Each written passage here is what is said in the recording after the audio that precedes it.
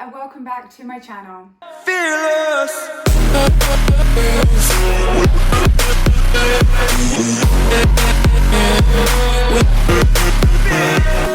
Before we get into the juicy good stuff, please make sure to hit the subscribe button and let me know that you guys are following along on this wonderful YouTube journey of mine.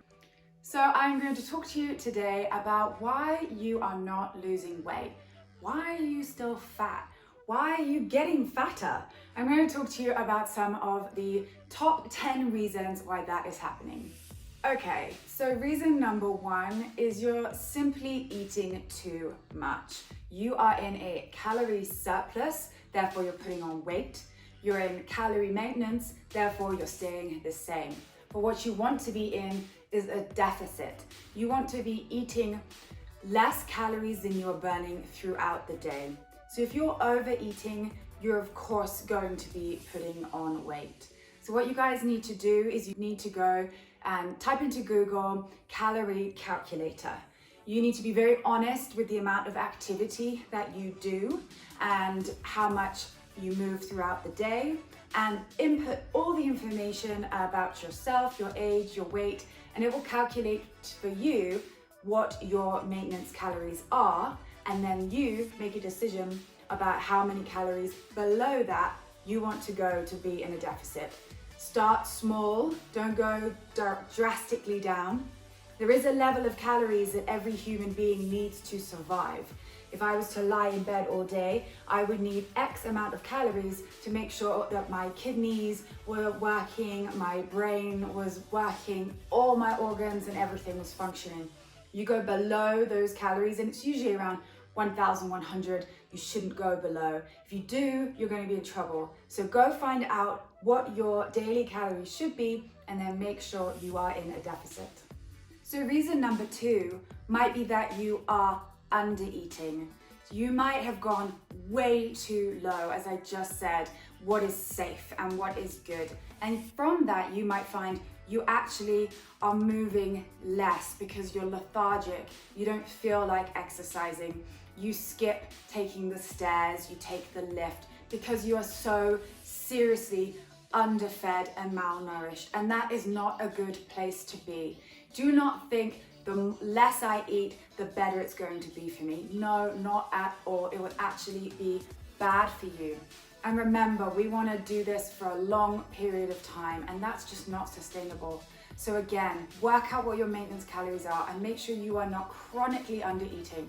A lot of women, especially, we've been under eating for years, and it has such bad effects on our hormones and our reproductive system. So really check that, guys, and look after yourselves. Reason number three might be that you are in a binge cycle.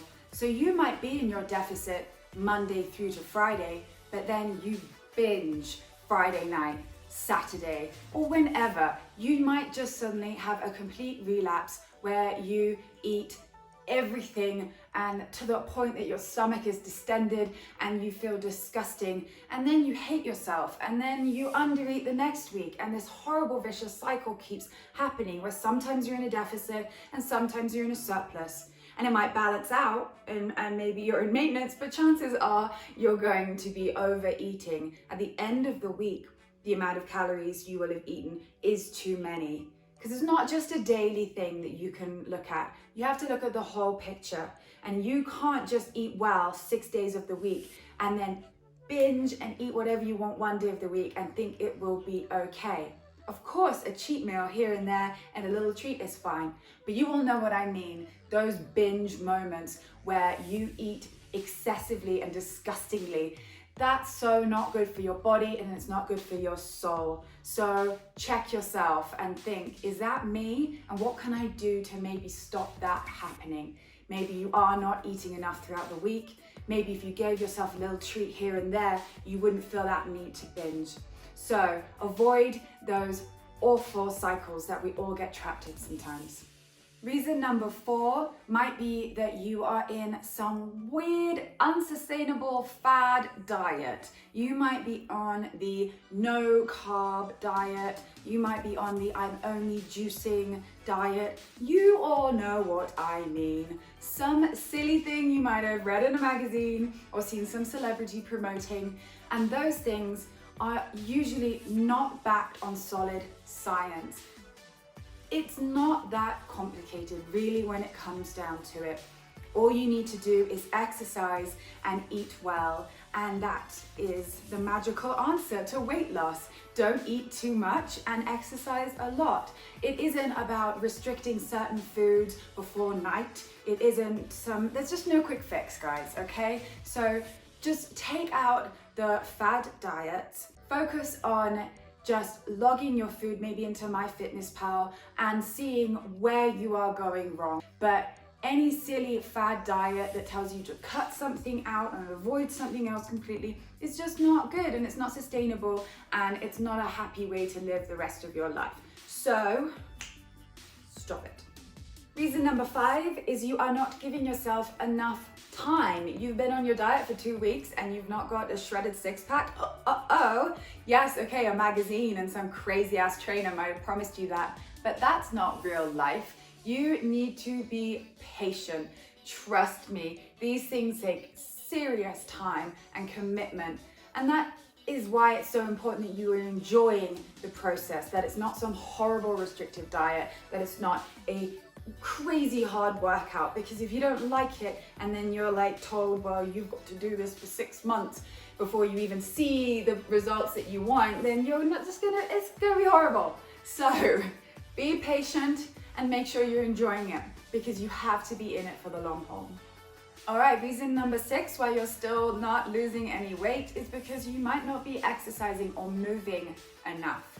So 2 things there. You're not exercising enough. You're not exercising correctly. Maybe you're in the gym for an hour and a half, but is it actually an efficient, effective workout? So maybe get a PT, get a trainer, get a plan online, something to make sure that you are exercising correctly, you are exercising properly, and you're exercising enough.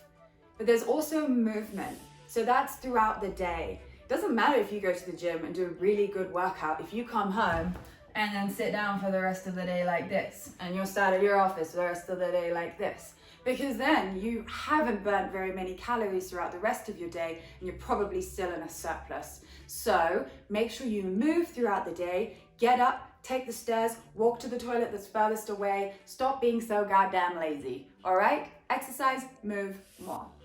Number 7, maybe you are just doing cardio. Classic mistake. You go into the gym and think, I'll slog away on the treadmill and that will get me the results. Of course, cardio is fantastic, and I will never ever tell someone not to do cardio, but don't just do cardio. You want to do resistance training, strength training. You want to be doing something that is going to help you build muscle. Cardio is going to take that muscle away, but strength training is going to build it up.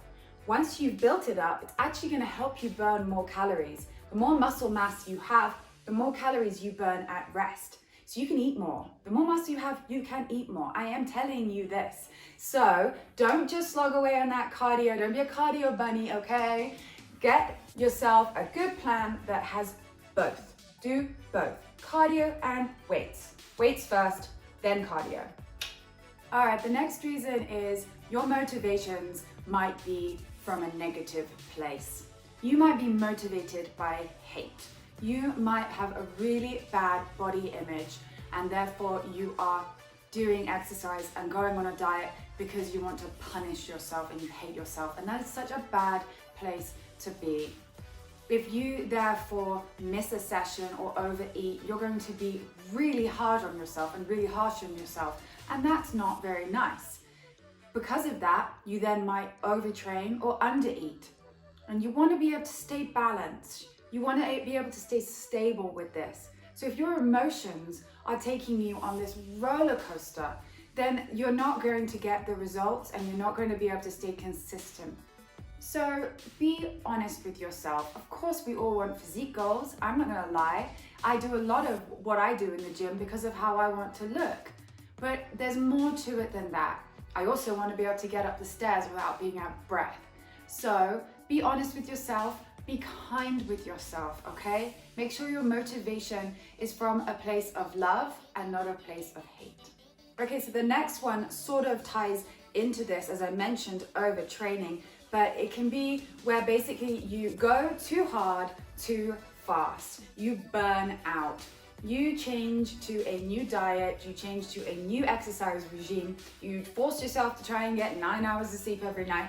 You just do too much too fast and you burn out, or you injure yourself.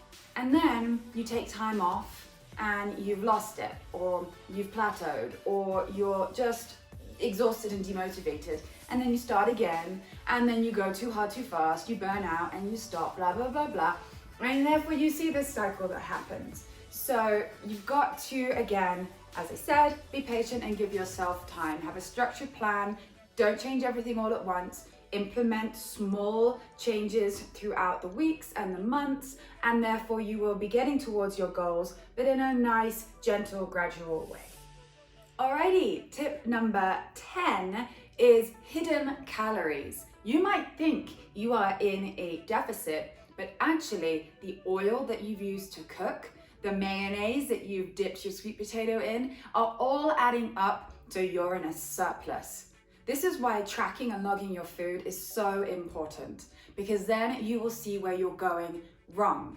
You honestly could be going for weeks and not understand why you are actually gaining weight or not losing weight, and you could easily have fixed that by logging your food. Yes, okay, tracking and logging your food is mind-numbingly boring and frustrating, but I would just recommend to my clients that they do it for a couple of weeks, because we're all creatures of habit, and chances are we're going to eat a lot of the same foods day in and day out. So once you realize that you need to halve the oil, or you've been having too much rice, then that's it. You don't need to log that again. You can just make sure you're only having X amount of grams of rice. So just log for a little while and make sure there are no hidden calories that are trying to stop you from your weight loss journey. Guys, I have just remembered, so bonus tip is number 11, and that is you might not actually be fat, you might be bloated. So don't let IBS or bloating make you think that you are fat and therefore give up on your weight loss journey. You might actually be doing very, very well, but at the end of the day, you are very, very bloated, very, very distended in the stomach area because you have food intolerances or allergies. So get that checked, try and fix that if you can, but I know it's very, very tough, and that's something you might just have to live with. Make sure, guys, you drink enough and just accept that at the end of the day, you might feel fat, but you're not. All right, guys, so those were my 11 reasons why you might not be losing weight and you might still be gaining weight. So have a think back over all of those 11 reasons and figure out what it is that might be slowing you down. It might be one, it might be all of them. Thank you for watching, and let me know if you enjoyed this video in the comments below. I love you all. See you all soon.